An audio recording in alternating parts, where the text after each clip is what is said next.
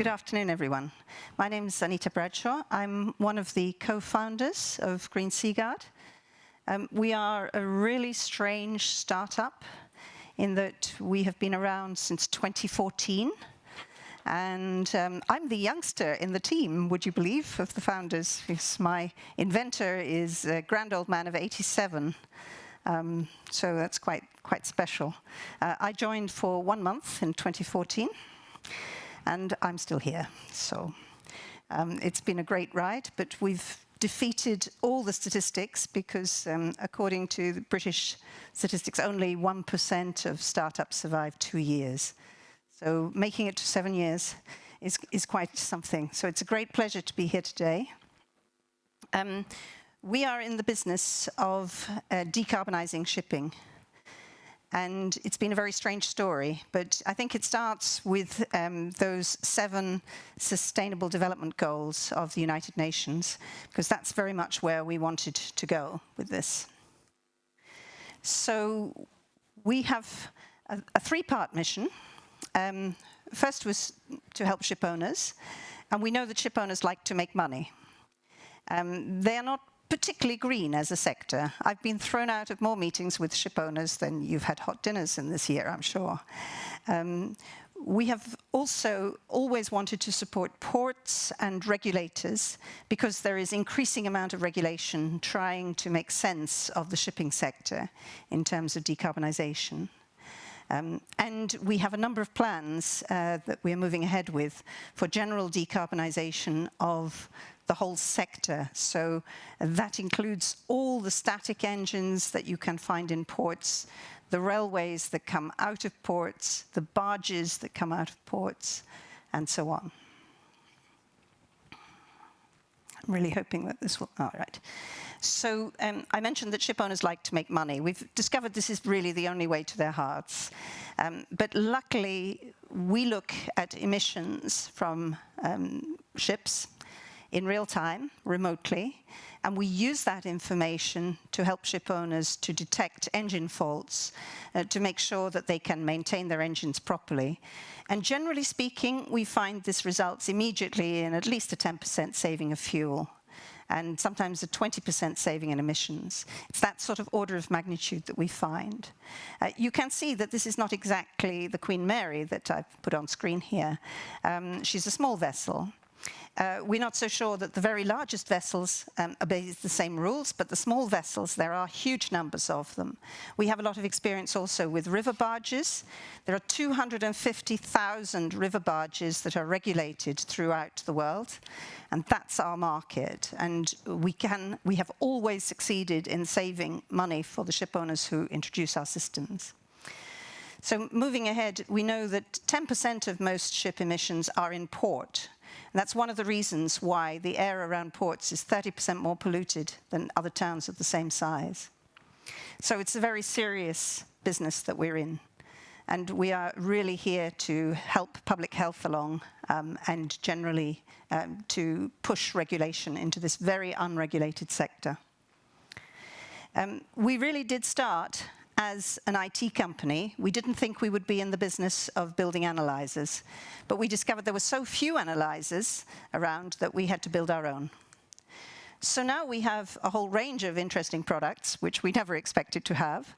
On the left is our gas analyzer. We also have a particulates analyzer, looks very similar, but does something completely different. The strange thing that looks as though it's covered with a mattress is one of our probes in position on a ship. So we put these analyzers in place and they send information to our secure servers on land. We then use artificial intelligence and machine learning to detect several common engine faults. And we are working on the less common ones, obviously. As the previous speaker said, it takes a lot of data. Luckily, in 7 years, a lot of data is exactly what we have. And over on the right is our latest contribution. We've recently, I'm talking about in the last 3 weeks, been retained by an asset manager to baseline the investments that they are making in the maritime sector. They want to make sure that when they buy new equipment that's supposed to decarbonize shipping, and that could be anything from electrifying ships, that there really are fewer emissions as a result.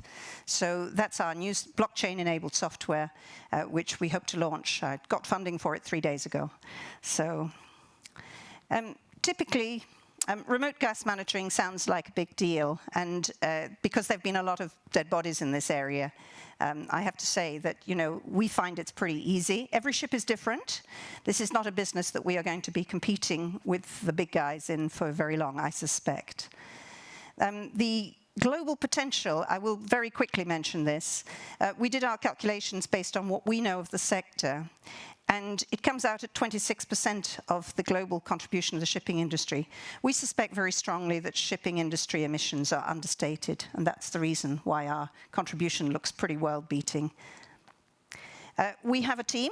The most exciting member of the team is the person who's not there, who is a university lecturer who's not allowed by his university to appear on public documents.